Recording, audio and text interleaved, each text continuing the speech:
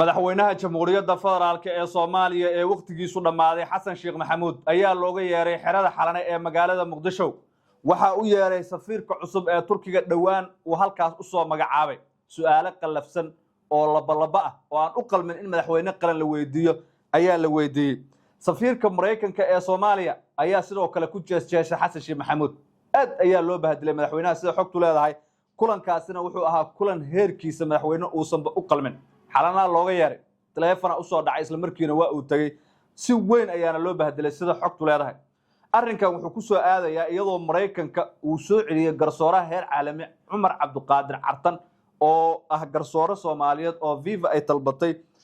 wiilkeena Soomaaliyeed markii la bahdilay saacado kooban kadib isla madaxweynaheennina waa lagu daray dalkan ma Mareykana iskale ma Soomaaliya iskale ilaa ay hadda waa lagu wareersan yahay waxaan xog faahfaahsan kaaga sidaa waxa caawa ka dhacay xeyndaabka xalane ee Muqdisho iyo bahdilka weyn ee loo geystay madaxweyne Xasan Sheekh Maxamuud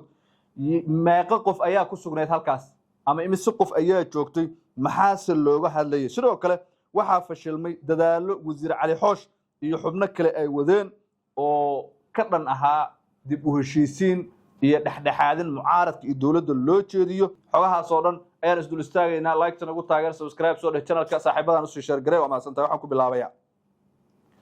madaxweynaha jamhuuriyadda federaalka ee Soomaaliya Dr. Xasan Sheekh Maxamuud ayaa looga yeeray xerada xalane ee Muqdisho aaga ka caagan shacabka ee madaxda kaliya u gaarka ayaa looga yeeray Xasan Sheekhna ogow shalay waxa soo baxay war sheegaya in isagiiba bishii Oktoobar ee sanadii hore loo diiday dalku galka Mareykanka haddii Umar Cabduqaadir Cartan laga soo celiyay Miami Xasan Sheekh fiisaha loo diiday shir halkaas ayuu rabay inuu ka qayb galo waa loo diiday shalay markii la yiri maxaa Cartan ugu diideen waxa la yiri madaxweynihiina ayaan u diidnay Cartan muxuu yahay Mareykanka ku jees aan inaba caadi ahayn ayuu Soomaaliya ku sameeyay waana arrin bahdilaada baa la yiri tan safiirka Mareykanka marka iyo midka Turkiga ee dhawaan uu la soo magacaabay ayaa kulankan goobjoog ahaa ra'iisul wasaaraha waxa la socday madaxweynaha waxa la socday anraahda ra'iisul wasaare ku xigeenka Saalax Jaamac iyo siyaasiyiin kale oo fara ku tirsan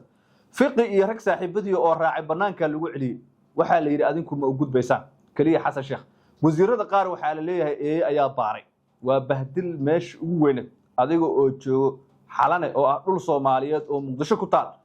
in lagu paaro madaxdii qaranka safiirka Mareykankana waxa lagu leeyahay isagu kama soo bax xalane madaxtooyada ma imaanayo Muqdisho inteeda kale ma soo gaarayo kaliya isaga loo taga ee isagu maba soo bax madaxweyne Xasan Sheekh Maxamuud ayuu u yeeray marka madaxweynihiina ma diidi karo wuu aqbalay isla markii isagoo cararayo tagay maba diidi karo hadda waa rag xaniyaha laga heesto waxaana lagu yiri markaasi saddex midood ama ugu yaraan laba midood waa inaad soo gashaa kow inaad qabato doorasho heshiis lagu yahay oo waliba degdeg ah 60 maalmood gudahood aad ku qabato labo haddii ay dhici weydo inaad xilka ku wareejiso Xamza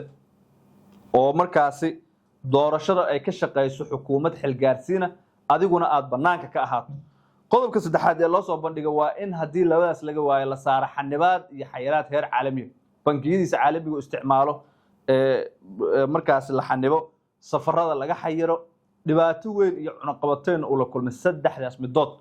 soo gal baa la yiri madaxweyne Xasan Sheekh Maxamuud madaxweynuhu uu carooday baa la yiri wuxuuna si cad u sheegay in Soomaaliya uu horumar gaarsiiyay ka qabtay doorashooyin dadweyne oo qof iyo coda dastuurkii dhameystiray la dagaalamay al-shabaab amniga caasimadda meel sare gaarsiiyay qodobo badan buu ku faanaa la yiri birmadaha laakiin safiiradan iyo xubnahan kale ee beesha caalamka waxa oo dhanba kuma soconaa la yiri kaliya waxa u muuqatay bahdilka madaxweynaha iyo in su'aalo qalafsan oo qaab daran oo aan u qalmin in madaxweyne Soomaaliya la weydiiyo ay weydiiyaan wararka aan helayno waxa xaqiijinayaan in madaxweyne Xasan Sheekh Maxamuud iyo madaxdan iyagoo aan isfaham rasmi ah gaarin halkaas lagu soo kala tagay oo dib ugu soo laabtay madaxweynaha markaasi madaxtooyada isagoo oo wada tashi la galay saaxiibadiisa ugu dhowdhow maha Salaad Xamza iyo raggii kale ee la socday ayuu isla markii isugu yeeray waxaana hadda socanayo kulan looga arinsanayo waxa laga yeelayo beesha caalamka waxa laga yaabaa madaxweyne Xasan Sheekh Maxamuud inuu sameeyo amar diido mucaaradkii dhinac bay ugu hanjabayaan madaxweynaha oo ay markaasi leeyihiin ma sii hayn kartid xilka waxaana muuqanaysa in madaxweyne Xasan Sheekh Maxamuud hadda uu noqonayo hashii nin gurani garaacay dhanna uma fayooba haddii marna mucaaradkii ay sidan u daba taagan yihiin oo Muqdisho dhexdeeda ku dagaalamayaan beeshii caalamku sidaan leedahay madaxweyne Xasan Sheekh Maxamuud dhinacna uma fayooba la leeyahay wuxuuna wajahayaa xaalad aad u daran haddaba xalka Soomaaliya muxuu yahay aragtidaada noo reeb waa maasan tahay saaxiib muuqaalkan ila daawo hotelkan deganahay waa soo weerartay dawladdu ciidamadeena amniga security hotelka ilaalinayayna waa la soo weeraray qaarna waa la dhaawacay dagaal xunna meesha waa ka dhacay welina meelaha qaarkood weli dagaal xabadii waa ka socdaan dib ayaa la isaga cabiyo waa ka carareen meesha waa ka tageen laakiin waxaan rabaa dadka Soomaaliyeed inaan u sheegno dhaqanka noocaas ah ee dalkan ka bilowday maanta haddii aanay dadka Soomaaliyeed wax iska dhihin oo aanay wax isaga ogaanin oo aanay tallaabo ka qaadin dalkani madaxweynaha waqtigiisa dhamaaday ee 4 sano la soo dhaafay sida ogaanta dal ku joogay haddana isagoo xilligiisa dhamaaday inuu haddana dhiig sokeeyo daadiyo u taagan waxaan leenahay shacabka Soomaaliyeed arrintaas arrin la aqbali kara maaha waxaan ku baaqayaa bannaan bixi waa halkiisii waa meeshiisii waa waqtigiisii saacaddaa la joogo qof kasta oo muwaadina oo Soomaaliyeed oo magaalada Muqdisho jooga meesha uu joogo inuu ka soo dhaqaaqo oo daljirka daasun soo aadno baabayaalan keensaday dadkan xabadeynaya meelaha lagu kala cararaya ma aha wax oo gooya xorriyadda dadka inay istaagto ama dadku ay cabsadaan oo ay baqaan sidaas daraadeed dadka Soomaaliyeed waxaan ugu baaqayaa waxa caawa ka dhacay daljirka daasoon iyo hotel Maa'ida waa fool xumo tii ugu xumeed waa weerar lagu soo qaaday ma aha niman madaxa iyo meel banaane waa weerar lagu soo qaaday dawladnimada Soomaaliya dimuqraadiyadda Soomaaliya xurriyadda shakhsiga Soomaaliga ah oo la rabo in hadda loo bilaabo qarniga 21aad diktatoriyad iyo caburis iyo qasab iyo maxaan ku raadayay adoonsi loo bilaabay tahay ma aqbali karnaan leenahay dadkana ma aqbali karnaan dadka Soomaaliyeed inay aqbali karin anaga ha muujiyaano ha isku soo baxaano barxadii daljirka daasoonada noo balana saacadda la joogo qof walba meesha joogto inay ka soo dhaqaaqdo ayaan u soo jeedinayaa oo aan isugu wada nimaado daljirka daasoonada aliira waxaan xabiiskii ku qabanaynaa shir jaraa'id shirkaas oo aan rabno haddii alla idmina uga hadallo xaalada akiran oo ilaa haddana wax laga qaban waaye oo aan rabno shacabka Soomaaliyeed inaan la wadaagno xadgudubka iyo tacadiyada deeqaha caalamka iyo waxyaabaha dadka masaakiinta ah ee kalluumaysada loogu talagalay lagu sameeyo shir sidan oo kale ah yaa waxaan qabanay December sanadkii tagay 2025 shirkaas wuxuu daarnaa cabasho aan ka muujinaynay in gaadiid looriyaal ah oo gaaraya gaadiid waaweyn oo qalabkii qaboojiyaasha ay ku xiran yihiin oo ilaa 10 gaaraya iyo mootooyinka 3 lugood leh oo iyagana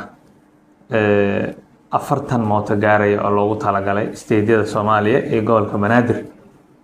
in wasaaradda kalluumaysiga ee dowladda federaalka gaar ahaan wasiirka uu si xun u maareeyay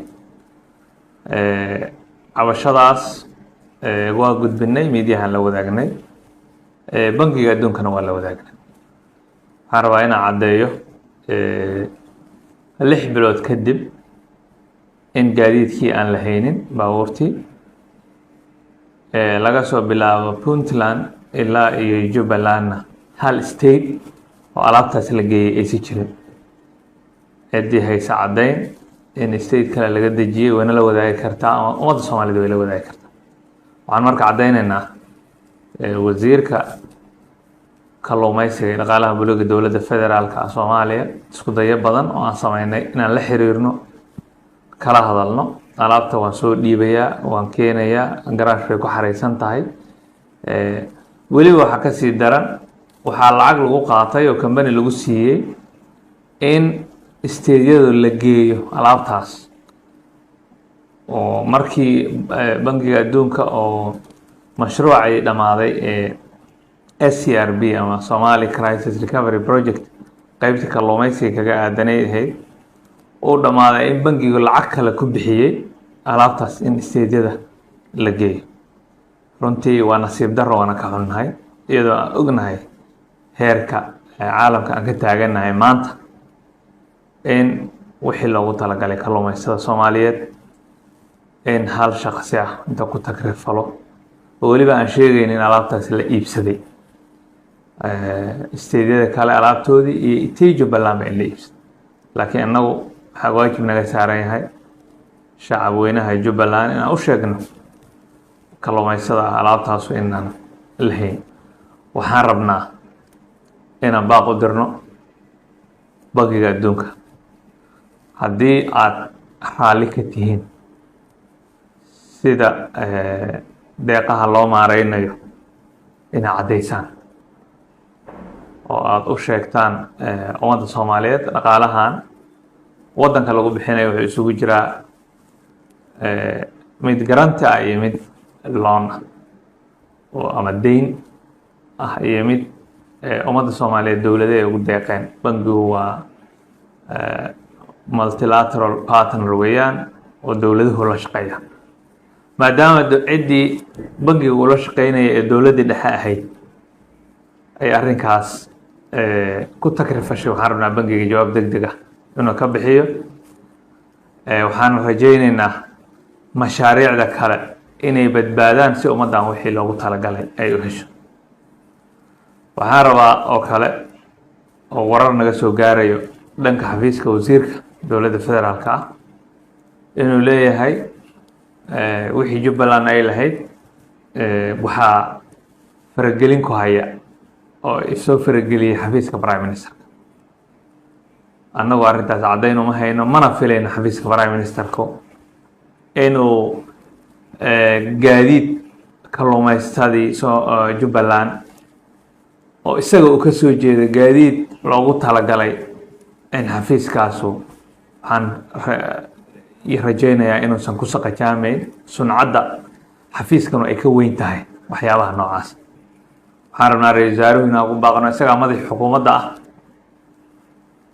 wasiirka kalluumaysigana isagaa xukuma uu shaqeeya dadka dhibaatada ay ku dhacdayna waa dad reer Jubbaland waxaan rabnaa Mr Prime Minister dowladdaadu jawaab inay ka bixiso ummadda Soomaaliyeed hadday la daala dhacaysaa adduunkii meel walba loo diidan yahay inay galaan in marka shakhsi walba xafiiska uu joogo waxa yimaado uu jeebka ku shubto waxaan filayaa in dowladnimada Soomaaliyeed meesha hadda ay joogto ay kasii fogeynayso waxaan rabaa ugu dambeyn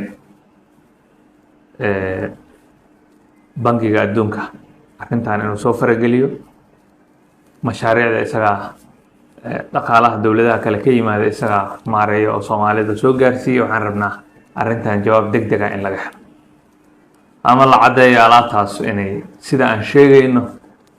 loo iibsaday la caddeeyo